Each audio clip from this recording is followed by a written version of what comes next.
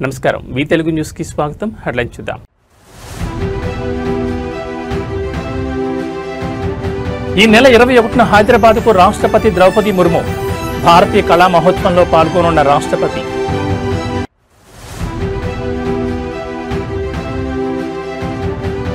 భారత రాజ్యాంగం ప్రపంచంలోనే గొప్పది రాజ్యాంగ పరిరక్షణ కార్యక్రమంలో సీఎం చంద్రబాబు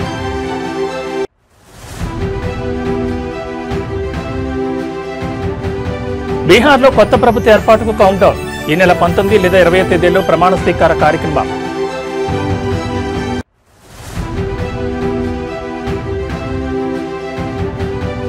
ఢిల్లీ పేలుడు కేసు దర్యాప్తులో సంచలనాలు ఈ ఘటనలో టీఏటీపీ వాడినట్లు అనుమానం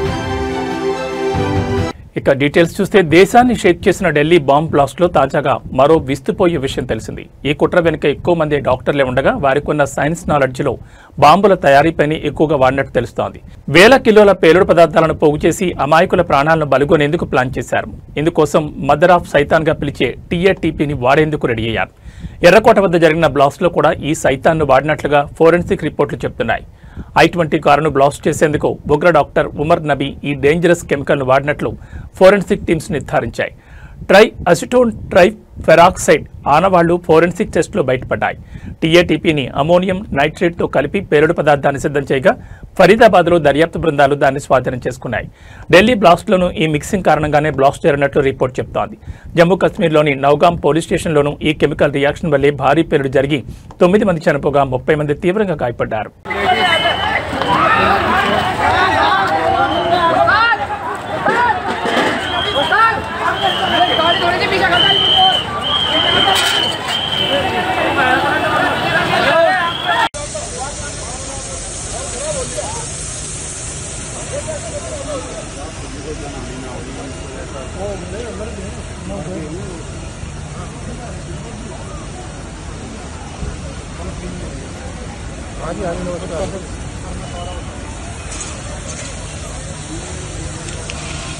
బీహార్ అసెంబ్లీ ఎన్నికల్లో ఎన్డీఏ కూటమి ఘన విజయం సాధించిన విషయం తెలిసిందే ఈ నెల 14 ఫలితాలు వెలువడగా ప్రస్తుతం నూతన ముఖ్యమంత్రి ప్రమాణ స్వీకారం కోసం ఏర్పాట్లు జరుగుతున్నాయి ఈ నెల 19న లేదా 20 తేదీన బీహార్ నూతన ముఖ్యమంత్రి ప్రమాణ స్వీకారం చేస్తారని ప్రచారం జరుగుతోంది ఇందుకు పాట్నాలోని గాంధీ మైదానం వేదిక అన్నట్టు తెలుస్తోంది ఇప్పటికే ఈ మైదానంలో ఏర్పాట్లు జరుగుతున్నాయి ఈ కార్యక్రమానికి ప్రధాని నరేంద్ర మోడీతో పాటు బీజేపీ పాలిత రాష్ట్రాల ముఖ్యమంత్రులు హాజరవుతారని సమాచారం మరోమారు నితీష్ కుమార్ ముఖ్యమంత్రిగా ప్రమాణం చేస్తారని ఎన్డీఏ కూటమి వర్గాలు పేర్కొన్నాయి అయితే నూతన సీఎం ఎవరనే దానిపై ఇప్పటి వరకు అధికారికంగా ఎన్డీఏ కూటమి నుంచి ఎలాంటి ప్రకటన వెలువడలేదు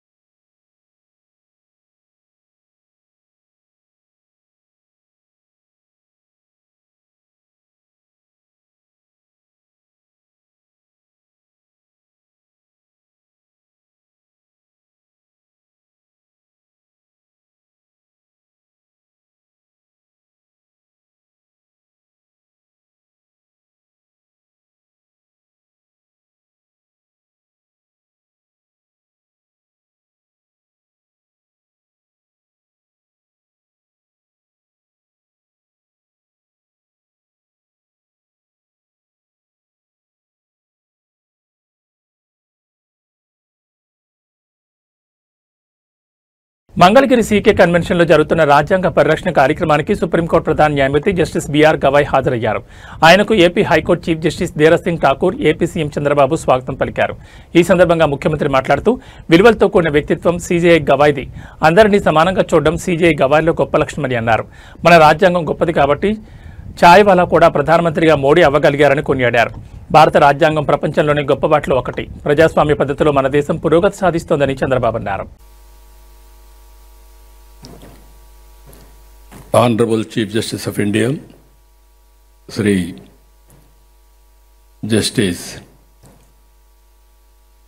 Bhushan Ramakrishna Gawai Garu, Honorable Chief Justice of High Court, Government High Court Andhra Pradesh, Sri Justice Dheeraj Singh Thakur Garu, Honorable Judges of High Court of Andhra Pradesh, Advocate General Dammalapati Srinivas Garu, President of Andhra Pradesh High Court Advocates Association and Senior Advocate Chidambaram Garu,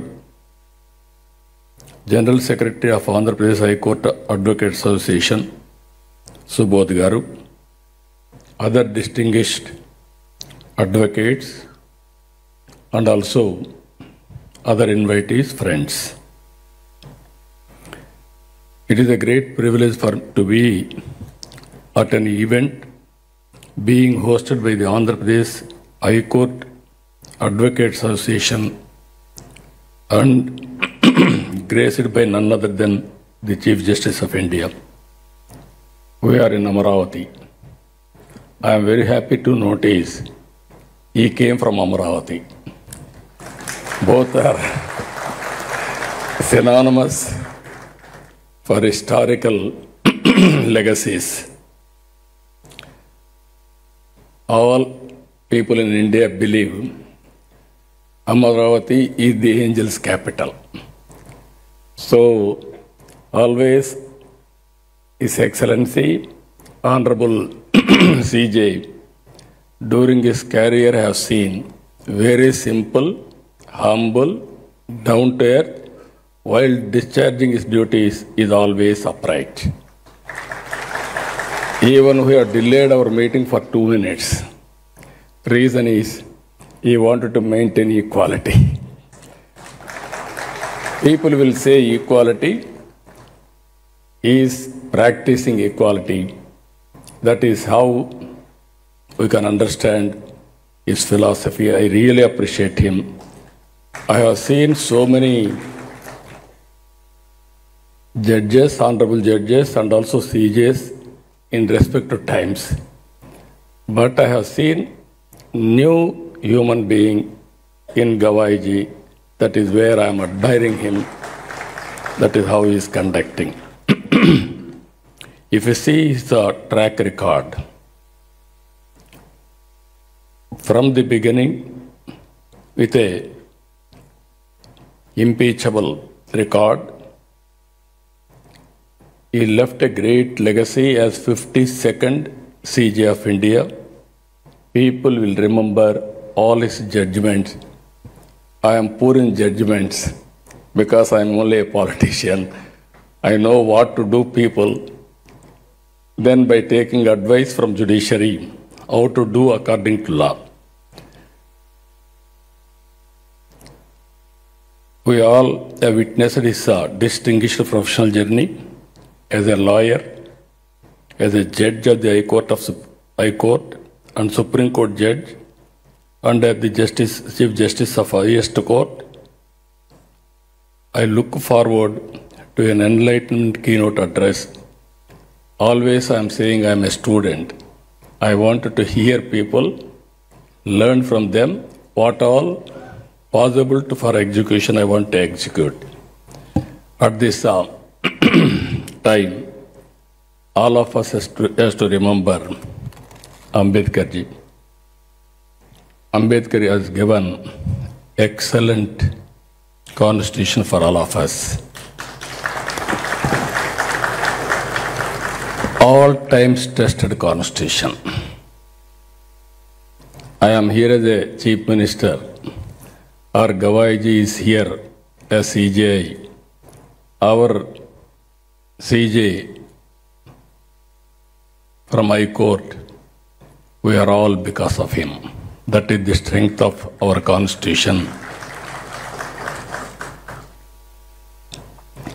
Even beauty of our Constitution, Narendra Modi ji has claimed very proudly, I was a chai wala.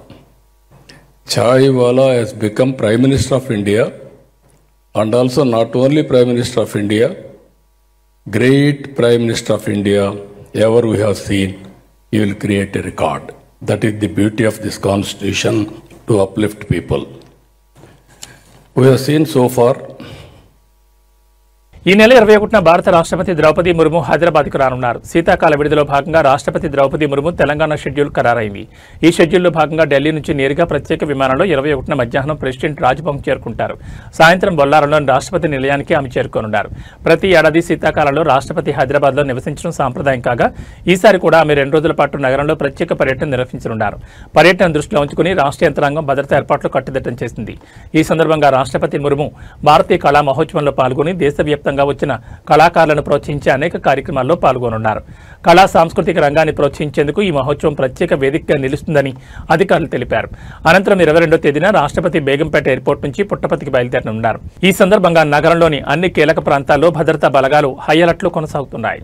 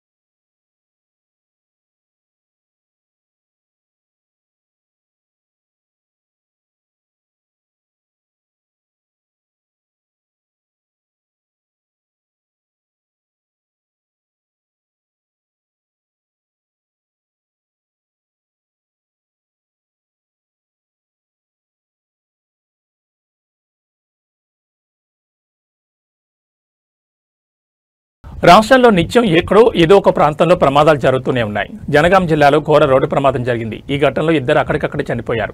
మరో 6గురికి తీవ్ర గాయాలు కావడంతో వారిని స్థానిక ఆసుపత్రికి తరలించి చికిత్స అందిస్తున్నారు. జనగాం జిల్లా రఘునాథ్పల్లి మండలం నిడిగొండ దగ్గర ఆగి ఉన్న ఇసుక లారీని రాజధాని బస్ ఢీకొట్టింది. ఈ ఘటనలో 2 వ్యక్తులు అక్కడికక్కడే మృతి చెందారు. మరో 6గురికి తీవ్ర గాయాలు కావడంతో వారిని జనగాం జిల్లా ఏరియా ఆసుపత్రికి తరలించి చికిత్స అందిస్తున్నారు. అయితే చనిపోయిన వారిని దిండిగల్కు చెందిన పులమాటి ఓంప్రకాష్, హన్మకొండకు చెందిన నవదీప్ సింగ్ గా గుర్తించారు.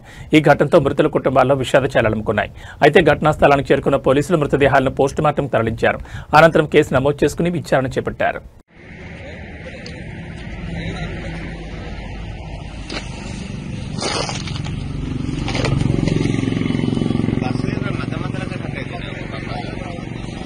నగరంలో మరోసారి నేపాలీ గ్యాంగ్ పంజా విసిరింది. ఓనర్ ఇంట్లో లేని సమయం చూసి పక్కా స్కెచ్ వేసింది. మరో నలుగురు సహాయంతో దోపిడీకి ప్లాన్ చేసింది.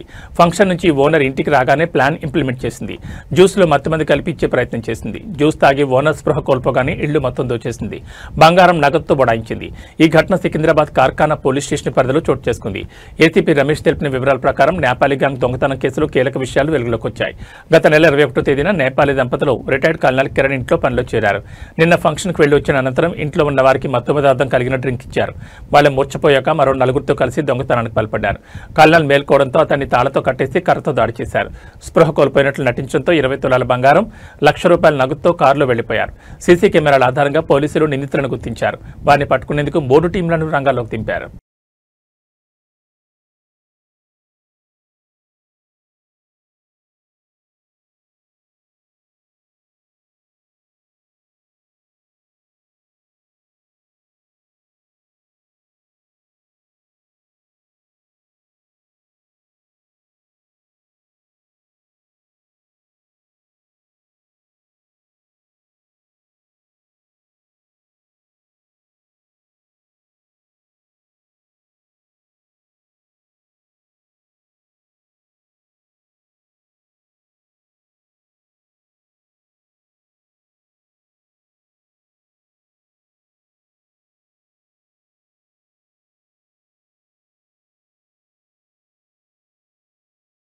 టీటీడీ మాజీ assistant vigilance security officer AVSO Satish Kumar మరణానికి గల కారణాలపై అనుమానాలు వ్యక్తమవుతున్నాయి.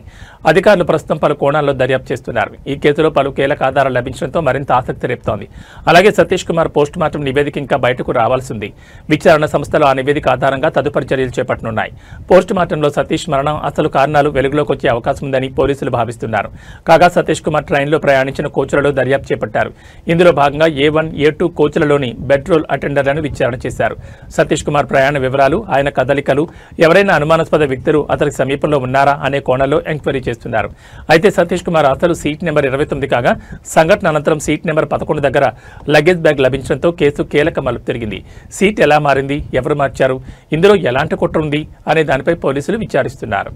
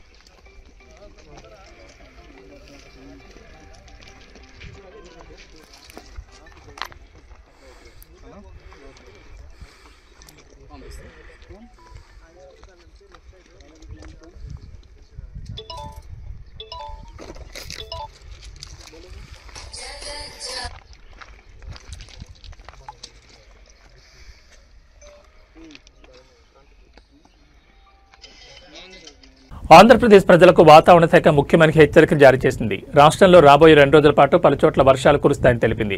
నైరుతి బంగాళాఖాతం, శ్రీలంక తీర ప్రాంతాల్లో ఏర్పడిన అల్పపీడనం కారణంగా ఈ వర్షాలు కురవనున్నాయని అమరావతి వాతావరణ కేంద్రం అధికారులు వెల్లడించారు. ఈ అల్పపీడన ప్రభావంతో ప్రధానంగా దక్షిణ కోస్తా, రాయలసీమ ప్రాంతాల్లో వర్షాలు కురుస్తాయని అధికారులు తెలిపారు.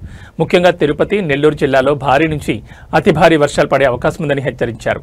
అదేవిధంగా ప్రకాశం, అన్నమయ్య, చిత్తూరు జిల్లాల్లోనూ భారీ వర్షాలు నమోదయ్యే సూచనలున్నాయని పేర్కొన్నారు. దక్షిణ కోస్తా తీరం వెంబడి గంటకు 55 కిలోమీటర్ల వేగంతో బలమైన ఎదురుగాలులు వీస్తాయని, మత్స్యకారులు సముద్రంలోకి వెళ్లొద్దని సూచించారు. ప్రస్తుతం రాష్ట్రంలోని చాలా ప్రాంతాల్లో చలి తీవ్రత అధికంగా ఉంది. కొన్ని చోట్ల ఉష్ణోగ్రతలు 6 డిగ్రీల కనిష్ట స్థాయికి పడిపోతుండగా మరికొన్ని చోట్ల 35 డిగ్రీలకు పైగా గరిష్ట ఉష్ణోగ్రతలు నమోదవుతున్నాయి. ఈ విభిన్న వాతావరణ పరిస్థితుల మధ్య ఇప్పుడు వర్ష సూచన రావడంతో ప్రజలు ఆందోళన చెందుతున్నారు.